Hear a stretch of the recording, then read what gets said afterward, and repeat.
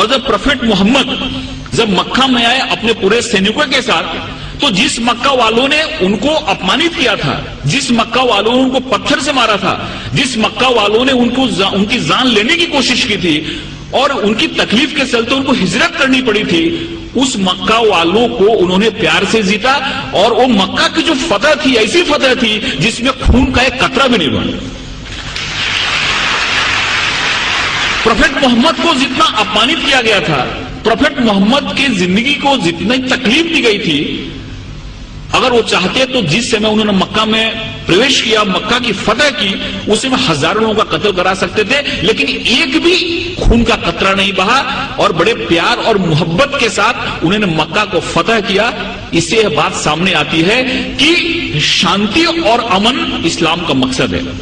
तलवार उठाई उन्होंने, तलवार इसलिए उठाई कि तलवार उठाने का उनको हुक्म था, मजबूरी थी तलवार उठाना, कि अगर तलवार नहीं उठाते तो मजहब का क्याम नहीं हो सकता। और हर एक जगह गीता में भगवान श्री कृष्ण ने अर्जुन को कहा कि तुम लड़ाई करो, अगर तुम लड़ाई नहीं करोगे तो धर्म की स्थापना नहीं हो पाएगी। अर्जुन वहां से भाग रहा था, अर्जुन ने बोला कि फिर नहीं चला था, क्योंकि मेरे सामने तो हमारे सारे रिलेटिव बैठे हुए हैं। भगवान श्री कृष्ण ने कहा कि यहाँ पे धर्म की स्थापना के लिए तुमको लड़ाई करनी पड़ेगी, तुमको लोगों को मारना पड़ेगा। अगर तुमने लड़ाई नहीं की तो धर्म की स्थापना नहीं होगी। तो एक विशेष परिस्थिति में हमको लड़ाई करने की भी जरूरत होती है। वैसे ही प्रोफेट मोहम्मद ने अगर लड़ाई करने की बात की तो वहां पे की जहां पे लड़ाई करना मजबूरी था, और वहां पे अगर लड़ाई नहीं होती तो शांति की स्थापना नहीं होती। इसलिए ये बात हमारे सामने आती है कि सबसे बड़ी जो बात है कि इस्लाम जहां जहां उन्होंने उनको जहां जहां वो लोगों को मार सकते थे, जहां जहां खून खराबा हो सकता था, वहां पे उन्होंने खून खराबा नहीं होने दिया।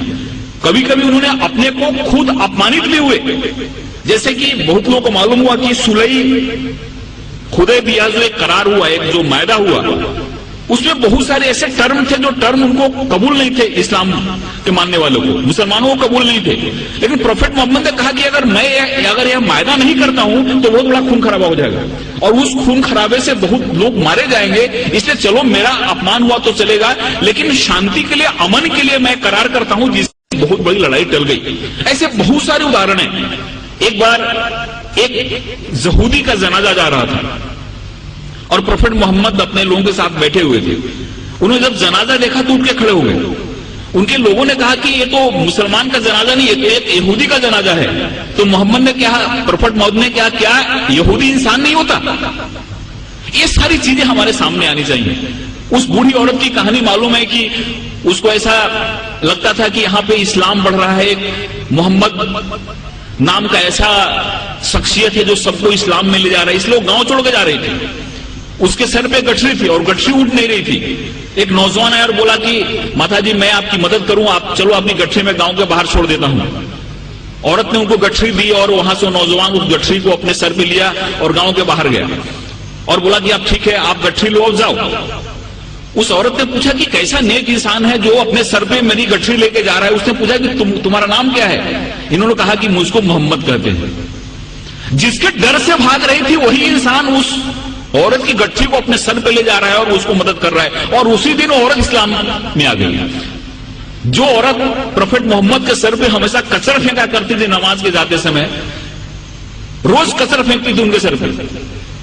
एक दिन जब उसने कचरा नहीं फेंका तो मोहम्मद जब लौट रहे थे, प्रोफेट मोहम्मद, तो उन्होंने देखा और पूछा कि औरत कहाँ है? लोगों ने कहा कि वो बीमार पड़ी हुई है। वहां पे जाके उन्होंने उसकी तबीयत पूछी।